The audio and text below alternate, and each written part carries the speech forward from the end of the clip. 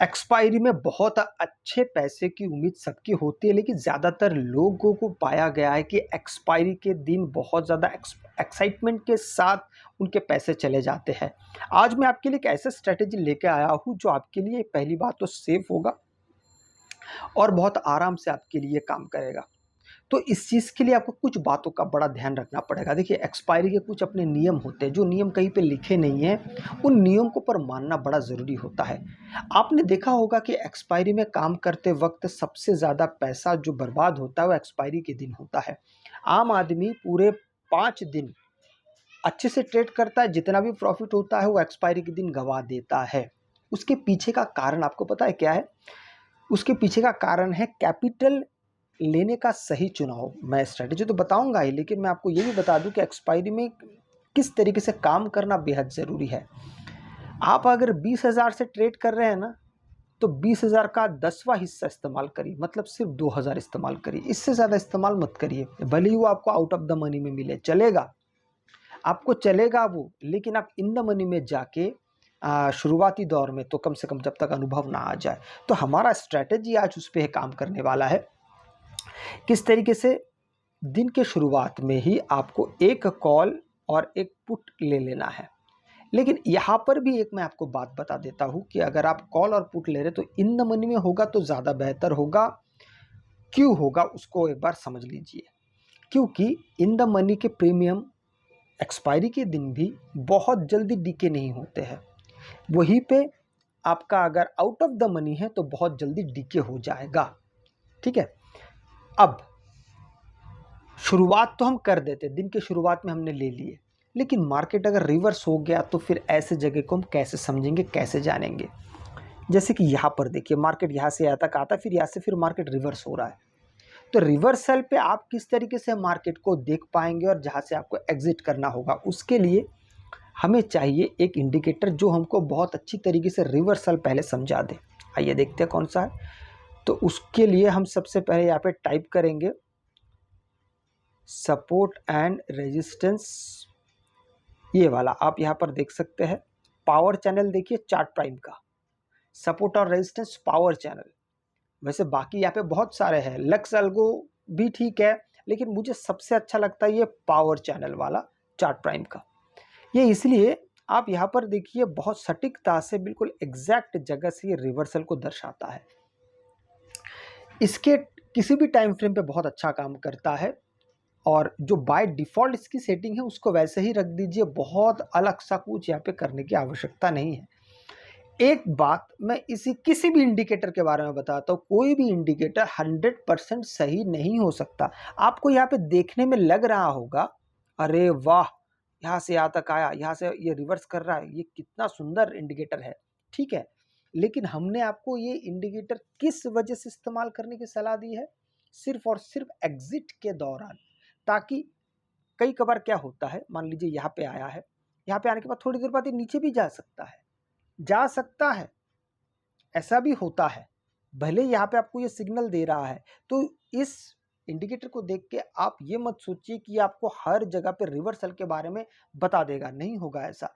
लेकिन हमने इस्तेमाल इसलिए किया है, दिन के शुरुआत में अगर आप देखते हैं तो यहाँ से लेके यहाँ से मार्केट शुरू होता है, थोड़ा सा ऊपर यहाँ से शुरू होता है और यहाँ तक आता है। तो यहाँ से लेके यहाँ तक अगर आप गिनेंगे तो एक बहुत अच्छे एक रेंज के साथ, फोर्स के साथ मार्केट नीचे आ रहा है।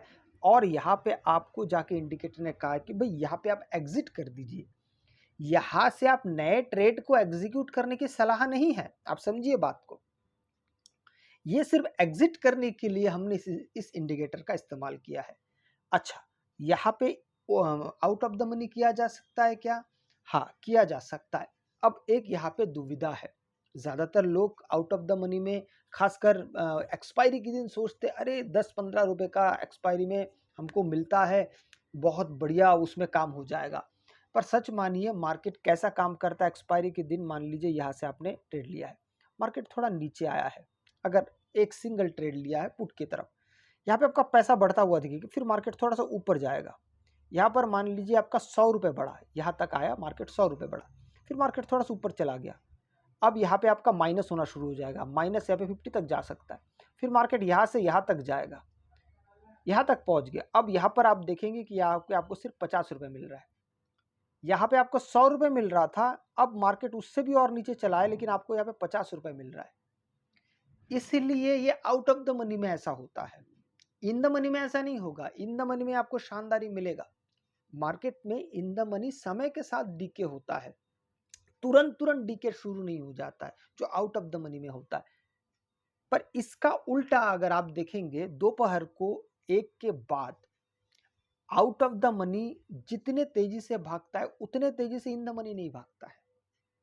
लेकिन वो स्ट्रेटजी अलग है, वो समय भी अलग है। हम उस समय की बात नहीं कर रहे हैं, हम सिर्फ और सिर्फ सुबह के समय की बात कर रहे हैं, जिस दौरान एक आप अच्छे खासे चीज़ों को देख के अच्छा, इस इंडिकेटर क्या ये रिपेंटिंग है? हाँ, ये इंडिकेटर रिपेंटिंग है, इसलिए इस इंडिकेटर को इस्तेमाल करने की मैं आपको सलाह नहीं दे रहा हूँ।